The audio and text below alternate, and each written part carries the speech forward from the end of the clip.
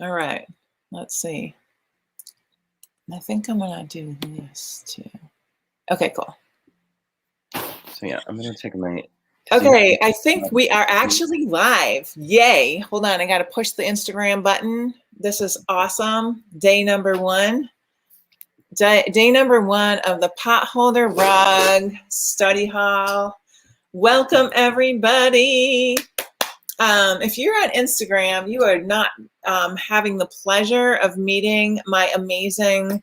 I'm gonna call Carson my concierge because they do so much more than any kind of assisting could even possibly cover. So Carson is here with us, and they're gonna field our questions. I really wanted to introduce Carson to everybody here watching today, because without Carson, I certainly would not be here today. I would probably be here with like my heart in my throat going, oh my God, there's something broken and I don't know how to fix it. But thankfully, that is not going on. It feels so great. Oh, wow. And I think, look at that. Go live. I think so. Carson is actually going to be on Instagram too, I think, if that even works. So I just wanted to start a few minutes. Now, I'm not sure what's going on because now I'm hearing a weird echo. Are you hearing that, Carson? Yeah. So. Okay, I think that fixed it. Okay. Is it better? It's not better on my end. No, I think I'm going to get off of Instagram. Okay.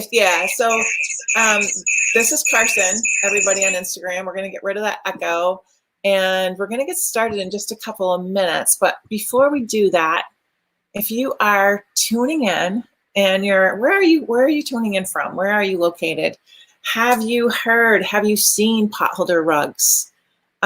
Give me a little bit of info. Where are you from? And what's your connection to Potholder Rugs? Is this the first time you've ever heard of Potholder Rugs? Are you a diehard old school person who's been following me around for a while and you're just digging the Potholder rug thing, and you're really all about amazing, super functional rugs here? I'm going to grab a couple and show you while we're just kind of getting started, looking for some comments in the feed, making sure everything's working. I'll show you a couple of them that are really different. And my favorite color is rainbow. I actually saw a little girl the other day with a shirt on that said my favorite color is rainbow, and I kind of wished that it was big enough to fit me. But this is my current favorite Potholder rug colorway. This is obviously a rainbow rug, and it's nice. It's kind of an ombre that goes in both directions, creating this pretty awesome kind of plaid, but kind of more, I don't know, it's just something really special about that rug. And then if you're not a rainbow kind of gal or person, this is a really popular coloration of Potholder rugs as well. Real neutral, kind of toned down, a nice, just sort of peaceful coloration. If you're doing a large size rug in a room that already has a lot of color in it, it's nice to just start with something kind of muted and not quite as bright. So those are both Potholder rugs. And the coolest thing about, well, I don't know if it's the coolest thing, but one of the coolest things about Potholder rugs is that this is all made out of old clothing. So it's clothing from, the back of my closet, and actually, honestly, I do a lot of collecting in all different kinds of creative ways. And I also augment my material collection by thrift store shopping so that I can support those businesses as well, which generally speaking, thrift stores are, they support kind of social missions, right? Like a lot of like Salvation Army supports people who are in, or close to homeless situations. And, the Goodwill, which is a thrift store by us, works with people who are developmentally delayed. And I think, sometimes people get a little critical of these different organizations and about how, the Salvation Army, I believe, is a Christian organization. I like to focus on the benefits and the good things they're doing. So I'm not really sure about, the controversy around thrift stores, but I like to focus on all the good that they're doing, including helping us all recycle clothing. So let's just check out Alaska. First time hearing about the rugs. Well, that's awesome, Catherine. So this is the first day. My name is Crispina French, and it's kind of a weird name. So I put it on, if you're on the Instagram, or sorry, if you're on the Facebook or the YouTube, you'll see my name spelled there. And the name of my business is actually my first name, because back in the day when I started my business, I didn't know that's what I was doing. And I was just like, yeah, Crispina. And yeah, if I had to do it all over again, I might have chosen a different word. So at any rate, there's somebody posting a bunch of links in the comments on Facebook. I'm not sure what that's all about, but Carson, maybe you can check that out, and maybe they need to be deleted. I'm not sure. At any rate, the Potholder rugs are, my name, Crispina French. My concierge Carson is with me this morning. We're doing a 4-day mini series. It starts today. So if you're brand new here, you walked out, you found us on the first day. We'll be here live Monday, today, Tuesday, Wednesday, Thursday, all week at noontime Eastern Standard Time, probably about 30 minutes. And the way it's going to work is we'll gather a little early, and we can kind of shoot the breeze and chit chat a little bit and get to know each other. And then we'll sort of switch gears, because we're recording these sessions to accommodate those who cannot tune in live with us. So Carson will be with us, but they'll be off screen and fielding any questions that come up. And at the end of our of my teaching, we will have a Q&A, a period for questions and answers. And you'll be, if we don't get to all the questions, we will, maybe carry them over to the next day. But one of the things that Carson will be doing is just kind of seeing if there's questions that kind of fall into categories, so that we, if there's sort of similar questions, we can be sure to touch upon all of those. So be sure to put your questions in the comments as they come about, come to mind. And if there's new people tuning in, which there will be as we go, if you guys could help me by just letting them know that I'm teaching in just a couple minutes. I'm going to kind of switch modes to doing that. And you can just, let people know as they join that, I'm not going to be scrolling through the comment feed as I'm teaching, so that I can stay focused. And we'll compile the questions at the end. And yeah, so Carson, right now, I am going to see how this works. I'm going to see about. I can leave the studio, so to speak. Yeah. So let's see. So Carson's in the studio, and I'm going to see about sharing with my screen. This is a little scary for me, because I'm not exactly sure how to do this, but I'm going to do my best. And if for some reason I get disconnected or something happens, I will come back and hop right back in here. So share screen. I'm going to go to Chrome tab. There we go. Okay. And actually, wait, hold on. Stream. Okay, cool. There I am. And there's my little thing, but I don't want you to see all those things. So hold on a second. I'm going to do present. Okay. Now it works. Hot dog. I'm feeling so cyber, you guys. This is so amazing. Okay. Potholder rugs are made out of recycled clothing, as we touched upon already. And I've been teaching this process for a really long time. And I'm going to see about sharing some images over here on the Instagram as well. And I'm not sure that that's actually going to work today. I don't want to get too sidetracked with it. So I'm actually not going to be able to share images on Instagram, but I think that it'll still be super useful for you guys to watch and tune in. And if you have questions or you want to go back and watch the replay of the videos that we're making currently on Facebook and YouTube, they'll have images that will help you understand what I'm talking about. So I started teaching, well, okay, Potholder Rugs came about in 1990. And in the 30 years since then, I have not found a historical reference to this particular process of making cool rugs with almost, it seems like a traditional style, although I think I might have invented it. I think I did. So the way that it works is, the way that it came about was that I had a production company and I employed 40 people, and we made all sorts of home furnishings and clothing for wholesale. We sold it to stores. We had 350 stores all across the world that was that we supplied, and they sold our work.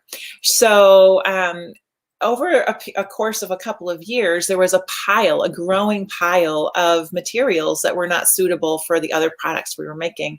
Things with holes and stains, things were just funny styles that were hard to cut in sort of the standardized way that we had set up to do the rest of our production.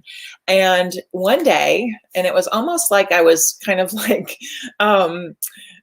channeling some creative goddess, I came into the studio and I threw together a very simple loom made out of canvas stretchers and the wimpiest, bendiest finishing nails known to humankind. And I put together this potholder rug. And I have that very first potholder rug in my possession. It is in my office. It's 30 years old and it's held up and it's beautiful. It did a stint in my son's nursery when he was a baby. It's been, throughout my life, I've had that with me. So I can contest to these being you're making heirlooms when you're making potholder rugs. So the most amazing thing is that these potholder rugs can be made with no technology. There's no electricity. You don't need any prior skills, and they're made out of recycled clothing. So in this image that we're showing here, Sharon is a student of mine who came to a workshop actually in my studio and made a rug using all of her daughter's clothing as her daughter was heading out to go to her first year of college. And it was just this beautiful way to send this kid off to her first dorm room with this beautiful rug that her mom had taken the time to make. And what a beautiful testament to, saving all those memories and then going through them, remembering those fun times that they had shared together, and then knowing that they were going to be with her in her new environs. So super cool. That first one, somebody's asking me, and I said I wasn't going to do this, but I'm going to answer Christine's question. The first one I made was all wool, and that is because the materials that I had on hand were actually all wool. So that was back in 1990 when there was a lot more wool materials available, like in the thrift stores. Today we have polar fleece, we have all sorts of synthetics that were not necessarily available at that time. I just want to point out on each of the slides that I'm sharing with you guys today, there's a kind of testimonial from a student or someone who's made a rug with me in the past. And this particular one says, Crispina's potholder rug course was the best money spent in years on myself. So that makes me so happy. So thank you for sharing that, Sharon. Now let's see. Okay, so then we're going to go to let's see. I'm going to go back. Now I'm back here. Let's see. I'm sorry. This technology is new, so you're going to probably experience some little hiccups. I'm going to share the screen again. I'm going to see if I can Chrome. Okay, so then Suzanne sent along this image, which I just love. It's not common that that we have male role models in the crafting industry or world, and this is a picture of Suzanne's son, who is a Cub Scout troop leader, and he taught his Cub Scouts to make these potholder rugs. And how cool is that? And they obviously have a mixed gender Cub Scout troop. We have a little girl and a little boy there working on these rugs. And so, just one of the benefits, there's so many benefits to making potholder rugs. So, team building, collaboration, using a creative practice, even as little as 1 hour a week, has been scientifically proven to build and bolster self-confidence while reducing stress, anxiety, and fear. Plus, you get some pretty cool mats out of the deal, right? The kids all got like a mat to sit on in their Cub Scout, I guess it's called a den. So pretty cool. Now let's see if I can get back to these slides. Let's see. Cool. Now this is Rachel. Rachel is a student that made potholder rugs, and she's continuing to make potholder rugs. She learned to make potholder rugs to augment her interior design business, which is a very successful business. And it was right around the time her husband had suffered a traumatic brain injury. And talk about tragedy. Holy crow, right? Like, look at this girl. Look at her smile. Like, her husband was at home suffering from a brain injury. She learned this process. She taught him the process, and he was able to see, he was able to help her make the rugs and contribute to her business and heal from this brain injury that he was dealing with. So the testimonial on this slide says, the best class or workshop I have ever taken, truly inspirational and even life-changing. So, I mean, you can't make this stuff up. It's just so encouraging and lovely. And it makes me really feel like what the work that I'm doing is actually,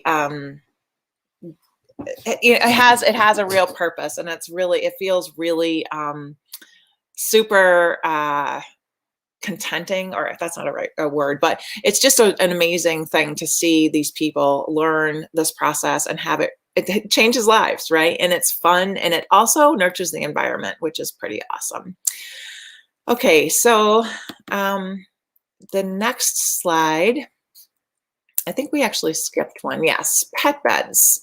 So pet beds are an alternative use for potholder rugs, not to be overlooked. Joan made this for her sweet friend, and she was able to get her little pup to lay next to the bed for a moment while she took this cute picture. If you look closely, you can see that this potholder rug was made with a 15-inch square component. And one of the things I hear a lot from people who are thinking about making potholder rugs on their own is that they are concerned about the space. Like, oh my gosh, you must need to have a huge space available in your home or your studio to make these rugs. And actually, there's a loom that I make and sell and teach others to make that makes a 15-inch square. And if you look closely at this particular carpet, you can see that there's a little dark line that they're 15-inch squares that she has made on this small loom that takes up very little space, and is a really pretty breezy to weave. It's not a big commitment in space or in time. And she's made this beautiful pet bed for her pup. So it's easy to make, you can make room-sized rugs with those small components. So it's not a limiting factor. And you can see her comment here was that Crispina is always kind and encouraging, regardless of people's level of knowledge. It's been a great experience for me, fun without pressure. And that's really what I think is so important about our lives today, right? We feel so much, I don't know, I think it's pretty cultural that we feel a lot of pressure to perform, to get things accomplished, to make and do things that are hard and challenging and kind of not the fun component sometimes gets removed, right? So potholder rugs, there's so many steps to potholder rugs that are just super fun. Like material collection is really fun. The actual weaving process is like turning straw into gold. It's like, I used to joke and tell people, it's kind of like being Rumpelstiltskin. Do you guys know that fairy tale? It's like you get, a pile of used clothing and you are able to turn it into these amazing rugs. Like if you look at the rugs that I was showing earlier, the rainbow rug and the neutrally colored rug, to imagine that, and this beautiful purple rug that Joan made for her pet, all of that material was material that was heading to the landfill. So, you know, just a statistic to remind you of how important this work is. The average American citizen, the United States citizen, disposes of over 80 pounds of clothing each year. And of that 80 pounds, only 15% actually gets recycled by, you know, bringing it to the thrift store for resale, or Poshmark, or on one of the online types of resellers. So there's 85% of the material of the, you know, clothing that people discard of in our culture that goes to the landfill or the incinerator. And the most beautiful thing about the potholder rugs is that they're made from clothing that is actually not necessarily wearable. Any kinds of holes or stains or, you know, misshapen or, you know, just worn out, pilling, whatever happens to your clothing that keeps it from being resaleable does not matter in this process. It's all, any kind of used clothing is actually super useful for this process. The things that you want to keep in mind are color. What color rug do you want to make? Well, that's what kind of color clothing you want to collect. So if you're making a rainbow rug, you want bright, bright, bright colors that are ranging in the rainbow. If you want neutral, like the neutrally kind of off-white and gray rug, let me get that for you to remind you. This type of color, you want to collect materials in that color. None of the rugs that I make are over-dyed. They're all just the color of the materials that I've collected. So let's see about the next slide. I think there's our Suzanne and her cute son teaching his kids. And there's Rachel. Let's see who the community. This is another amazing way that potholder rugs have been used. These guys are Astrid and Steve, and they run this amazing organization up in Searsport, Maine. They are, well, first of all, they are amazing, lovely people. And they have this beautiful place where I actually taught a couple of years ago, and they hosted a community potholder rug weave. So I brought up my giant size loom that you can see here in the picture if you're on Facebook or YouTube. And everybody, you know, everybody there's the Maine Fiber College is the name of their organization. And they have a few hundred people that show up in the fall every year to take amazing workshops with notable teachers from across the world.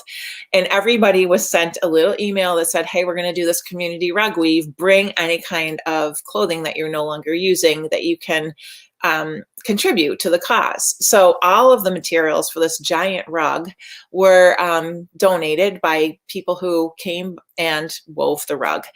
After the rug was finished, it's about halfway off the loom in the picture. If you can see, there's like the bottom edge and the side edge are loose, and it's still hanging from the top edge. But once that rug was completed, it was raffled off. Raffle tickets were sold for $10 each, and they collected over $1,000 to support their scholarship program at Maine Fiber College. And the winner got this beautiful rug that was woven by a community of their peers. So community weaves, I've hosted lots of them. They're an amazing way to like bring communities together, to just show, like, it's a really beautiful metaphor for what our world needs right now, right? Like in our culture in the United States, I think it's kind of widespread, like maybe all across Europe as well.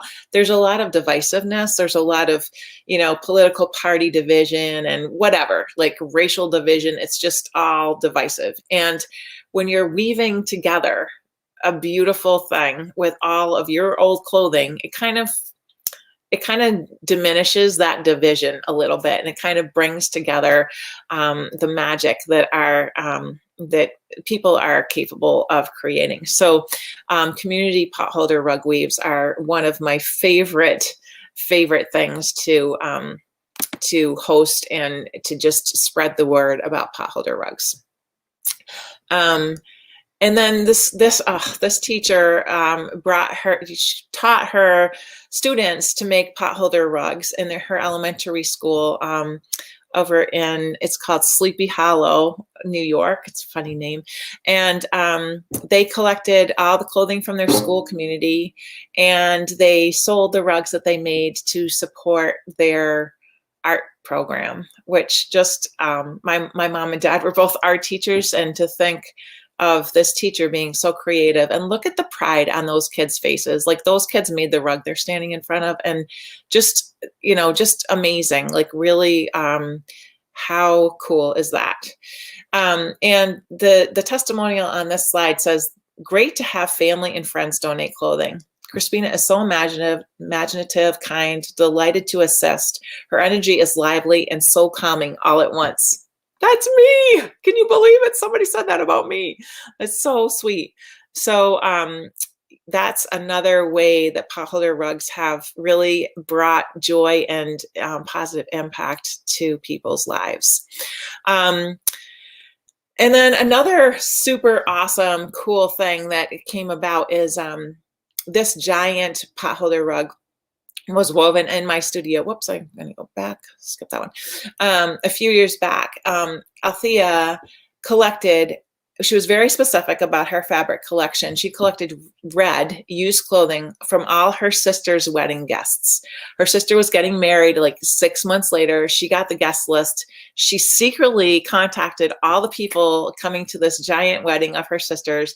They all sent her clothing that fit the bill, and she wove this huge rug for her sister out of all the clothing that belonged to her wedding guests. Like, what an awesome idea, right? Like, and the rug was given to the bride and groom for their new home, with all that love woven in. I mean, from everybody who was most important to those people. So super cool. Another way that these rugs have impacted in such a beautiful and positive way people's lives. And the testimonial on this one just says, the fact that any type of stretchy fabric, not just cotton and wool, can be used, that makes me happy and really increases possibilities.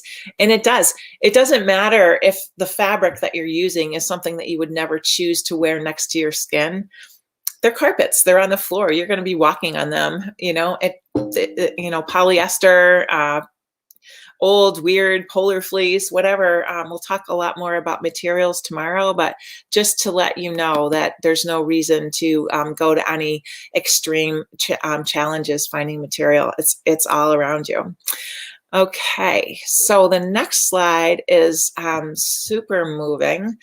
This is Claudia, and she wove a rug from clothing that belonged to her mother, and also her own garments that she had discarded. And the process garnered this gorgeous potholder rug, and also brought her sweet memories. Things, as she was cutting and weaving the materials that belonged to her mom, her mom had passed away, and she had collected all these materials from her mom's home and really didn't know what to do with them, all her old clothing, and had carried them around with her for a couple of years, and was just kind of like found my course and was able to like process through all these beautiful memories she had shared with her mom and make this beautiful rug with her own clothing. So it was like she was weaving a legacy, and she was able to pass that down to her kids as a gift from her and their grandmother. So the meaning that can be incorporated into this process, as you can see, is just like amazing. And it's really, there's plenty of rugs like the ones that I made when I was running my production company that don't carry that kind of like really deep sentimental meaning, but there's also these opportunities to bring that in as well. So with that said, I think I'm gonna stop sharing. I'm gonna poke a button, and if I go away, I'm gonna come back, but I think this is gonna stop my screen share. There I am. Cool. So I would love to answer any questions that came up right now. I'm not sure. Carson, let's see.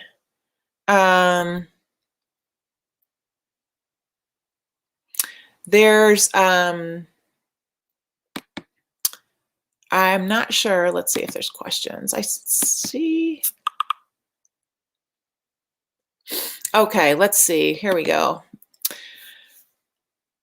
The first rug I made was made out of wool. It was made out of all wool sweaters, and, you know, garments of whatever kind. You know, when I first started my business back in 1987 as a college student at Massachusetts College of Art and Design, like I said earlier, I had no idea I was actually starting a business. So I did make the first potholder rug out of the wool sweaters. At that time, that's what I was recycling, was pretty much solely wool sweaters. Over the years, and things like that really change. And I was talking about that a little bit earlier, about how wool sweaters are not nearly as common in the thrift stream as they have been in the past, just because people don't wear wool sweaters as much as they used to with the advent of polar fleece and other types of synthetic fabrics. Now I use t-shirts, sweatshirts, leggings, tights, single socks, the gamut. Any kind of stretchy material works really well. And I see that CC Harpo was asking if all the fabrics used are supposed to be of a stretch fabric. And I recommend making your first rug with just stretch fabrics. You can use fabrics that are not stretchy, but the first rug that you make, just to kind of get the hang of the process, it's a good idea to use stretchy fabric. And I teach every single detail that I know about potholder rugs, and there's a lot of details because I've been doing this for quite a while. So you can make them out of, denim. I've actually made them out of leather. I had a student make them out of an old fur coat. There's all different kinds of alternative fabrics you can use once you get going. So there was another question about Vicki Price, I see, is asking a question. Hi, Vicki. Where are you tuning in from today? You can make them smaller and sew them together. And actually at the beginning of this live today, I had a picture of one that has been made in small sections that were stitched together. And in my office, which I'm actually not in my office right now because I have really poor connectivity where I live. So I'm actually hanging out at my sister's house. This is the house I grew up in, and we have strong signal here. But my office rug is a 10 by 10 foot potholder carpet made completely from 15-inch squares, and they're all woven together, and it lays down nice and flat. It's super durable. I made it in a checkerboard pattern, which you can do if you make the smaller components. You can also make them all exactly the same, so you don't even see that they're smaller components when the rug is complete. I think I saw, let me see if there's other questions.